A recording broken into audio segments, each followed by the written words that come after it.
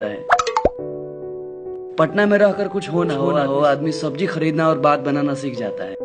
ये दिमाग में बस एक ही टोटका चलते रहता है कि रूम बदलने से किस्मत बदल जाती है। सो कभी हम किसी रूम में 3 महीने से ज्यादा रहबे नहीं किए। बदलते रहे रूम इस कदर कि सारे मकान मालिक अपने अंकल हो गए थे। एगो 5 लीटर वाला गैस, बर्तन, लूसेंट की किताब। बेरोजगारी से लड़ने का यही हथियार था हमारे पास। भाई साहब कभी उस स्टूडेंट का दर्द जानते हैं जो 30 रुपए में 50 पासपोर्ट फोटो के लिए मुसल्लापुर से सुल्तानगंज की यात्रा तय करता है। ये चेहरा वही रहता है, बस खाली डेट और फोटो का तारीख बदल जाता है। न जाने कितनी बार उस लेट की तारीख को रुमाल से पोंछ पोंछ के खाली फोटो खिंचाने के दिन मुस्कुराता है। देश में बेरोजगारी का आलम यह है कि मैट्रिक परीक्षा पास करते ही रोज 5 किलोमीटर दिल्ली दौड़ना स्टार्ट कर देते हैं हम लोग। पहले डिफेंस लाइन, फिर एसएससी और फिर बीपीएससी। जानते हैं साहब, सब कुछ हो जाता है, खाली नौकरी नहीं होता है।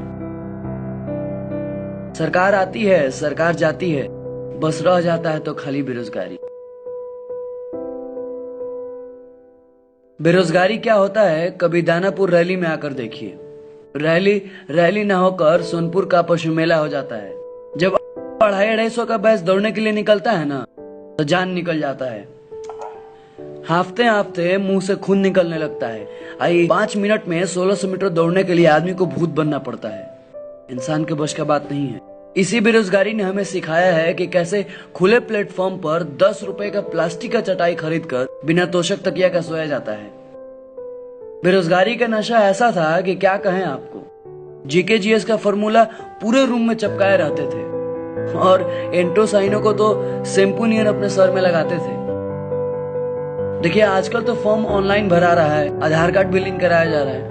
न तो पहले 3-4 जगह से फॉर्म अप्लाई होता था कि कहीं से न कहीं से कॉल लेटर आ जाए। घर का पता बदल कर कितनी बार आवासीय प्रमाण पत्र बनवाए हैं, ये बस छपरा का चहरी जानता है। मैट्रिक का परीक्षा पास करते ही कहीं और से फॉर्म भर देते थे मैट्रिक का कि एगो एज खत्म हो जाए तो दूसरा तैयार रहे। ये पटना के गलियों में स्टूडेंट्स भरे पड़े हैं। सुल्तानगंज महेंद्रू से मखनिया कुआं तक खाली स्टूडेंट्स मिलेंगे आपको। बेगना पहाड़ी के पास तो दीवार नहीं, खाली पोस्टरे दिखता है। ER फलाना, DR फलाना, सबका अपना धंधा होता है भाई। नौकरी के लिए 40 तक मुजबानी पहाड़ा, 50 तक स्क्वायर सब याद है। साला समझे में नहीं आता था कौन सा इम्पोर्टेंट है और कौन सा अनइम्पोर्टेंट। एक बार दीदिया के ब्याह में हमारे SSC के एग्जाम लड़ गया था। हम ब्याह में नहीं गए कि क्या पता नौकरी इसी परीक्षा में मिल जाए। शाम को जब घर लौटे थे ना, तो बहुत ही रोए थे, कहे कि साला कोनो ठेकेदार पहले ही पेपर आउट कर दिया था। एक पढ़ाकू बेरोजगार के लिए सबसे बड़ा त्याग था ये, अपने रोजगार के लिए।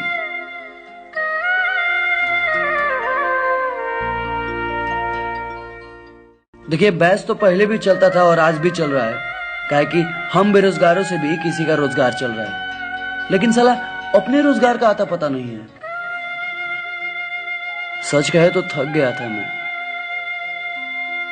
अब इम्तिहान नहीं दिया जाता था मुझसे, अब तो मेरा ही इम्तिहान हो रहा था।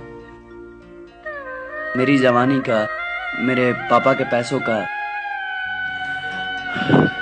इसलिए जिंदगी से कॉम्प्रोमाइज करके पटना और पढ़ाई छोड़ के घर चल दिया, पापा के साथ खेती में हाथ बटाने, सब कुछ भूल कर।